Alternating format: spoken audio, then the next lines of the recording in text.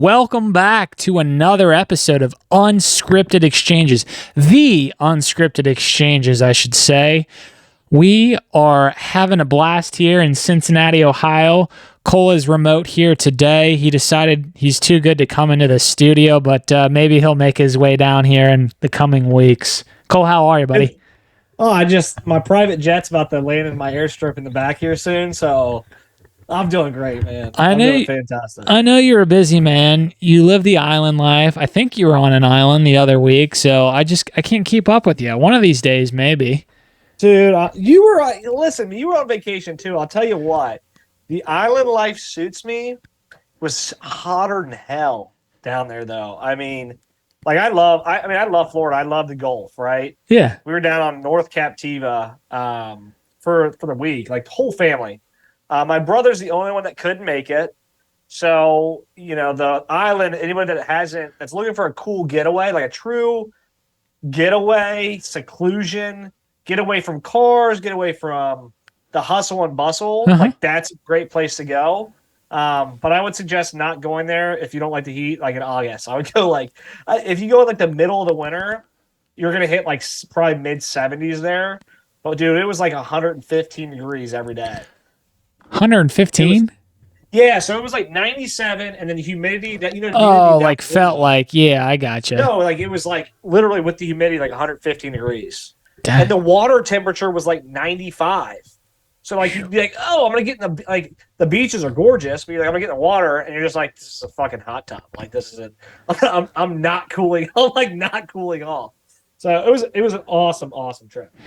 I know we've talked about this a couple of times, but just real quick before we jump into some other things, anything that you would plug in terms of, taking vacation, living a very active and busy lifestyle, both personally and professionally. I think you made a post too online on LinkedIn.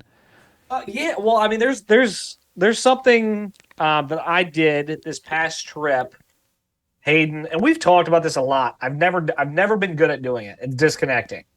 I have my moments, my spurts, but I've never been great at, and not just disconnecting from like this, right? I mean disconnecting like here, like truly disconnecting. And I told myself like, screw it. Like I'm going on this trip with my family. I need a break. We're about to hit the busy season with Ava's going back to school, with all the sports, with all the stuff going on. Work's been super busy, and I've got a lot of goals. I'm like, I need a reset. And so I embraced that this past week and a half while we were gone. I didn't just leave my phone. I left all of my worries, all of my projects back home, all of the stress of what we've got coming up, I literally was like, screw all of that. I'm going to go here. I'm going to give my full attention to like resetting myself, spending time with my family, staying present. And I definitely took myself going into it. I didn't just show up and go, I'm just going to disconnect. I went into it going, no work, nothing, no stress, like go. And I'll tell you this, Hayden, for anybody that's not done that a lot, it's scary. I encourage people to do it, but it is scary because when you're used to riding that like razor's edge of like, go, get shit done. You feel weird when you're just like, whatever, dude. Like, let's go to the beach. Like, let's not stress. Let's not worry. It was like the first couple days I got into that mindset. I'm like, am I lazy? I'm like, what's wrong with me? I'm like, is this what it feels when you see like the surfer dudes, right? They're just like, it's all good, bro. I'm like, that was me on the trip. Amanda's like, my wife, she's like, what? She's like, what's got into you this trip? Like, you're so chilled out. I'm like, I know, this is great. Don't get used to it. But I'm telling you, I'm smiling just thinking about it because I literally, nothing could faze me. Nothing could faze me this trip. I love you sharing that very candid experience. And like you said, we've both kind of hit on this in previous conversations. Vacation is extremely important. Now, there's a lot of nuance sometimes where there are probably certain jobs or roles where you still kind of have to be on call. But if you can truly disconnect, especially if, your boss or manager is like saying, literally disconnect, don't worry about work, do it. I guess I got one follow-up question. What was why were you able to finally do it this time around versus in previous instances? And maybe it is something like, well, in previous instances, I still kind of had to be thinking about things for whatever reason, but was there anything that changed? I think my maturity level. Okay. I think maybe maturity level is not the right thing, because I don't think it has. And I'm gonna take that back. Maturity doesn't really have anything to do it. It doesn't make you immature to take work with you. Yeah. What it was is I'm changing all the time. If you're not changing, you're not growing. And I'm trying to grow. I'm trying to be, Hayden, we talk about this a lot. To all of our listeners, if you're trying to grow as a human being, you have to be open to change and like change things so you're not going through the same recurring cycle. And I thought to myself, we're ending a great summer, a lot of good things coming. A lot of things I want for my life, for my kids, for this podcast, for other ventures. I'm like, one easy change is to change the way I disconnect, to change the way I approach downtime. I read something a few weeks ago. I can't remember where it was, but it was just like, you need to recharge. You got to take that. And so I think part of it was just like that feeling that I needed to approach a vacation differently than I always have. And I felt like I didn't want to get back from vacation and be like, oh, well, I wish I would have been a little bit more present in this instance, or I wish I would have maybe not taken that phone call.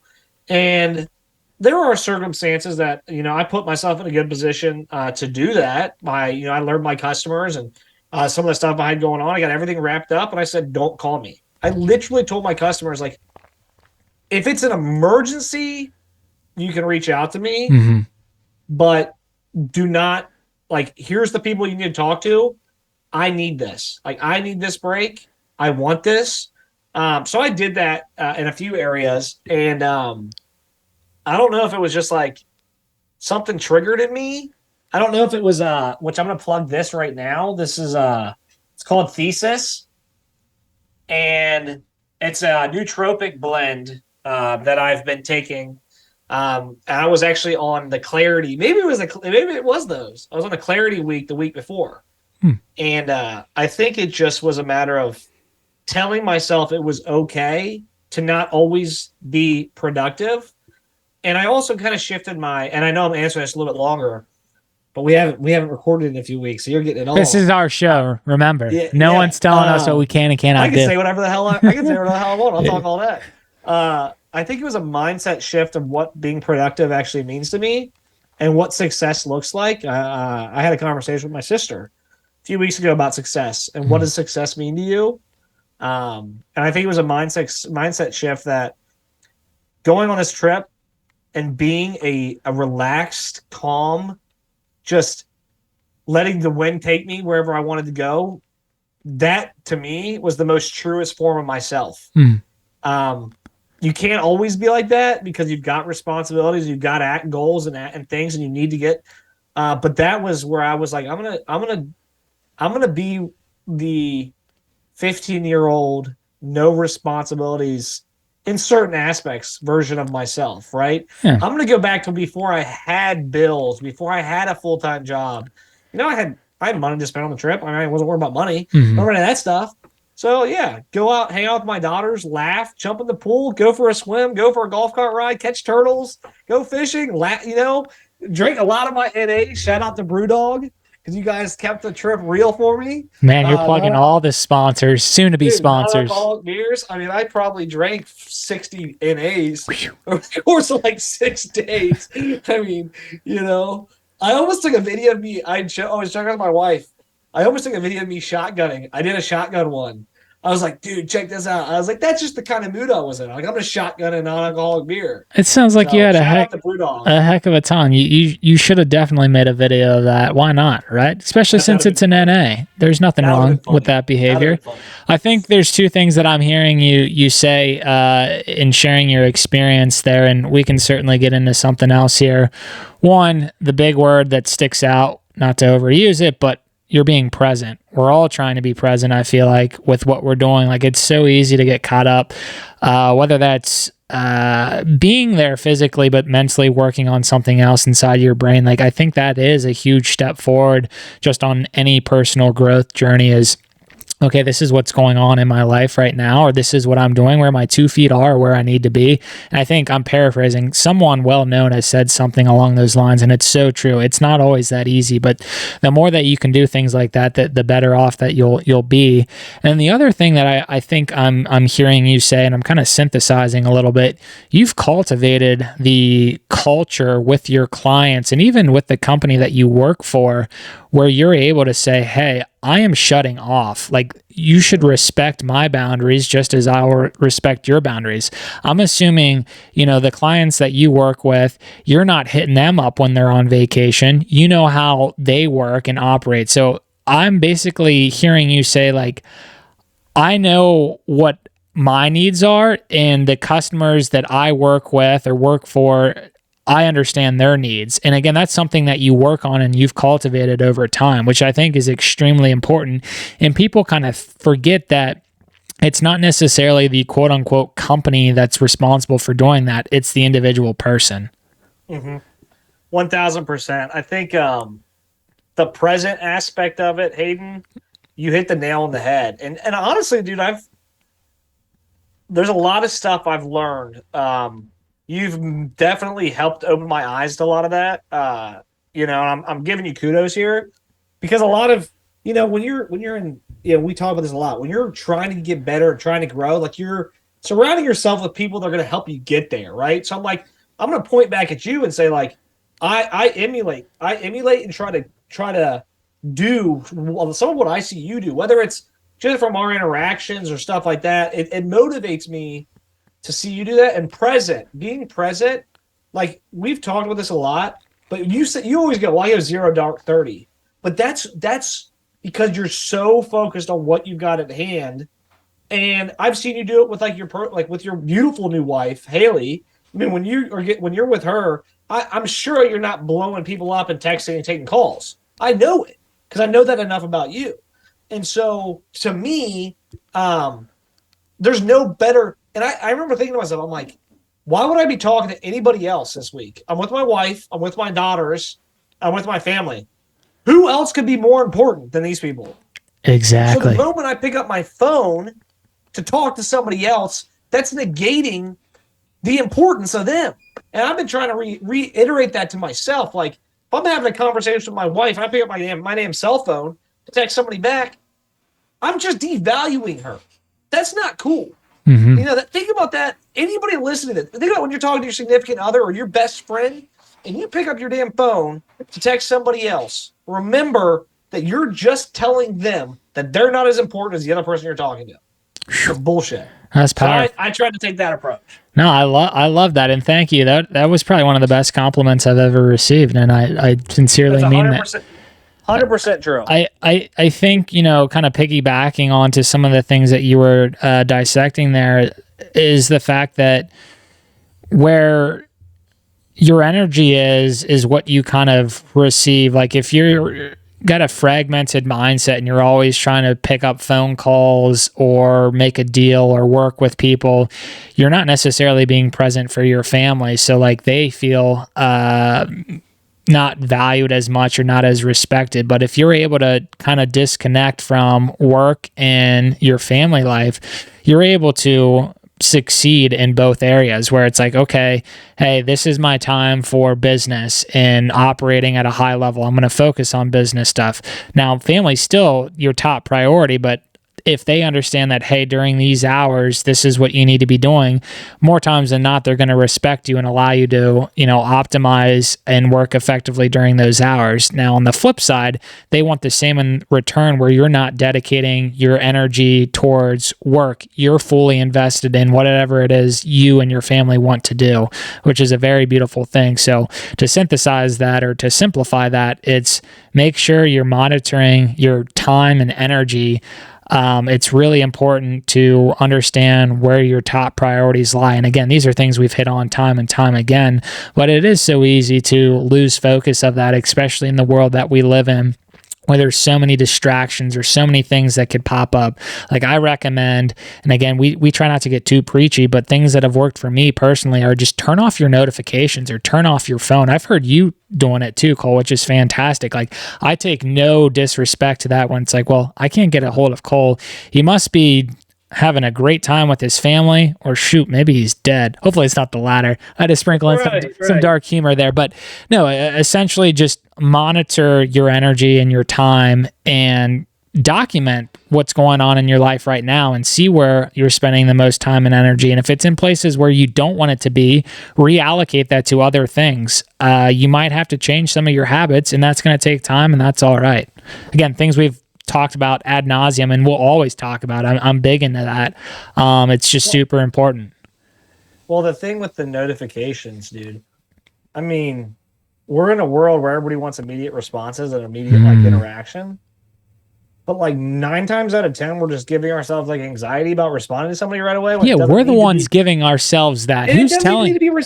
Yeah, or it doesn't even need to be like responded to right away. Yeah, like you and I mean, we'll go. You know, if you were to go look through our text messages, there's probably like most of the time it's like either a couple hours or like a few days, like in between. And it's not that we don't want to talk; it's that we got other stuff going on, and we both realize that like I know if Hayden didn't respond to you in the middle of something, if Cole didn't respond, it's because he's got other shit going on. And like if you really need me, and you'll call me. If you really need me, you'll call me, leave me a voicemail, or you'll say, "Hey, dude, I really need to talk to you. Otherwise, I'm gonna." And of course. Shout out to iPhones for making the unread, because I have like 17 text messages unread on my phone right now. I'll get to them, but like I might read it and be like, there's no way I don't want to get in a conversation with this person right now. I want to respond, but I'm not going to, I can't, so I'm going to mark it unread. I'll go back to it later. I love that. I mean, 9 out of 10 times, we as individuals are the ones putting that internal pressure or voice in our mind saying, oh, I should respond right now, or this person needs me. It's like, is that really the case? And sometimes you have to kind of check yourself and be like, you know what? I can hold off on getting back to this person.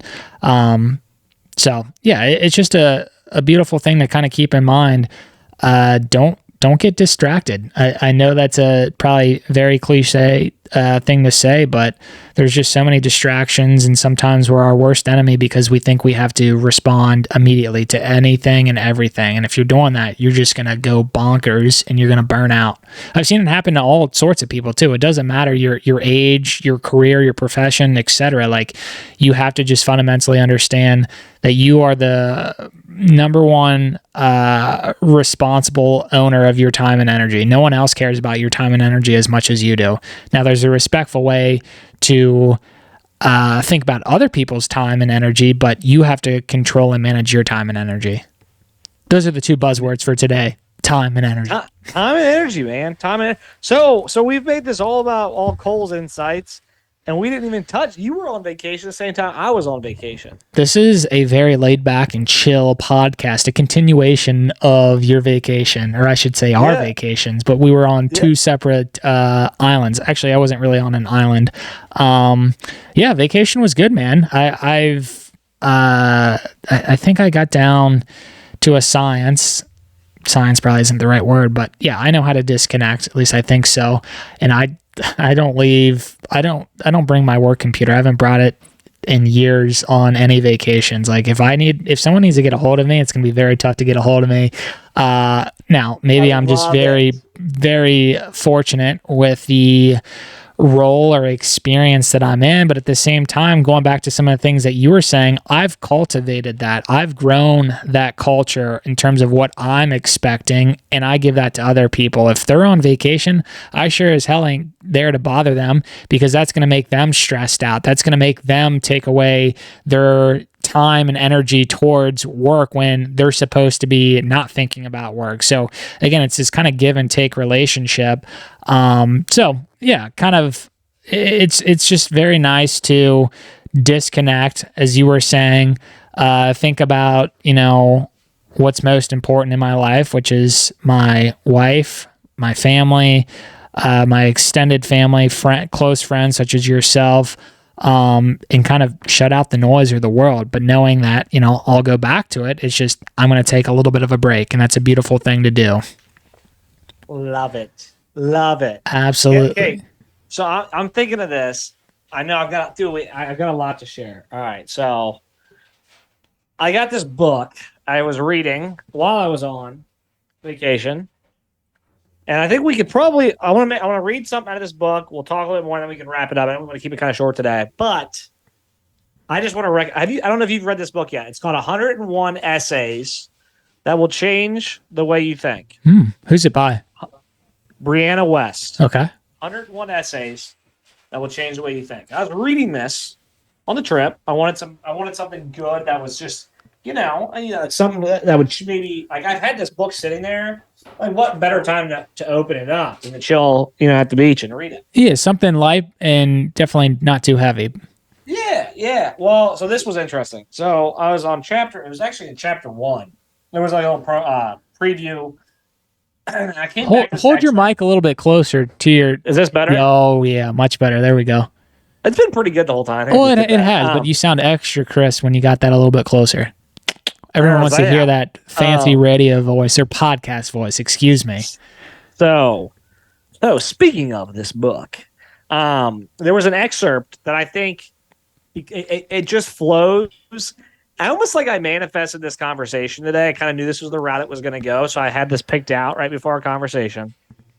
Completely unscripted, though, by the way, folks. No, but I mean, I wanted to share this.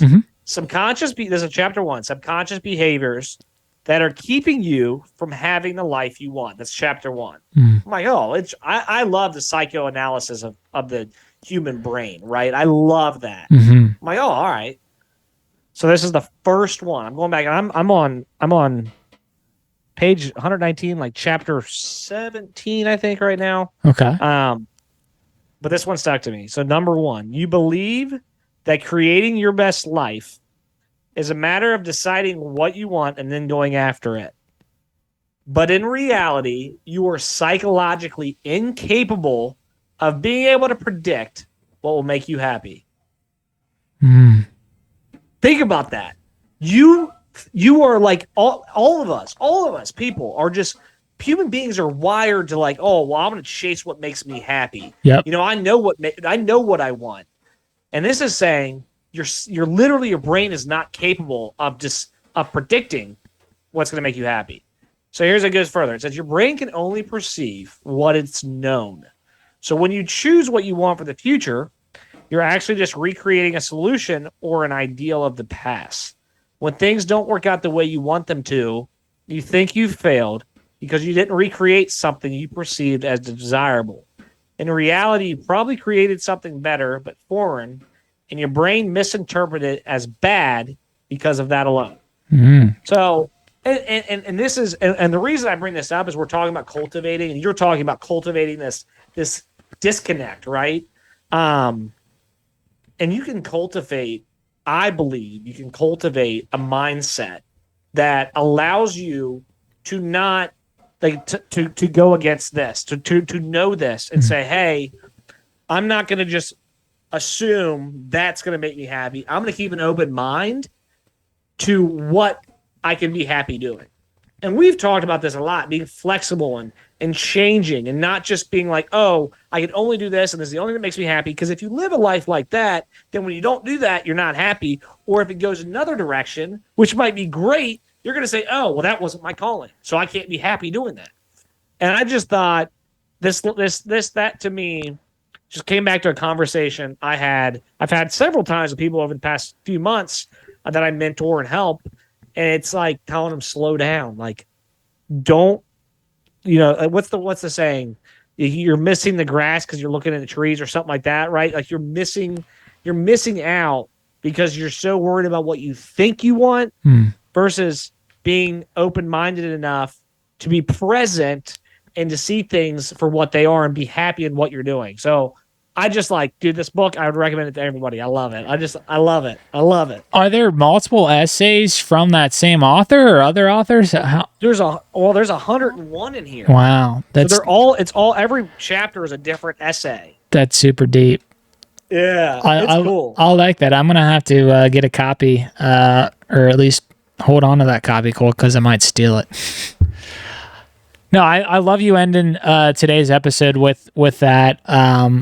We've got a lot of, good energy on our show, and I think that's kind of what I interpreted from you sharing that message is, you get to decide where your energy goes and what you want to quote unquote manifest. Now, your expectations or those outcomes might be seen or perceived as this, but the reality might be a little bit different. And that should be all right. You should be willing to accept that those outcomes or those expectations aren't always going to be identical to what you initially thought about. And I think, not to keep this going, society conditions us so much. Like the moment we are born, we're supposed to do X, Y, and Z. I mean, even if you think about what a woman is supposed to do, not to go off into the deep end, because I know we want to wrap up here, people are telling you the right way and the wrong way to have a child. Like there's things on that level of granularity in terms of what is considered the right way and the wrong way. And then if you think about, the next big life milestones, like again, you're supposed to go to school, go to college, get married, work for 40 years, like who wants to continue to do that when like we live in this modern world where there's so many different permutations for success? Like don't get caught up in what everyone else is doing. And just because it's quote unquote mainstream or everyone's doing it doesn't mean it's the right thing or the best thing for you. It's so nuanced, but everyone's on their own journey. We're all lost children of God trying to figure it out. I love it. I love it, man. Sign off for us, brother. Oh, yeah, let's wrap it up.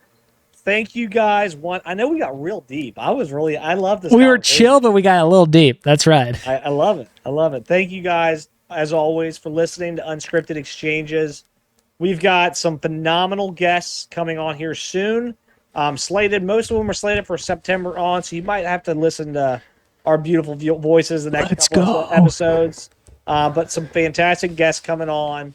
Love all the support, all the comments, and just continued embrace of what we're doing here at Unscripted Exchanges. So once again, thanks for listening. Stay tuned. Check out our websites. Follow us on Instagram, LinkedIn, Threads. Just keep the love coming our way, and we'll keep rocking it. Thanks, everyone. Talk soon.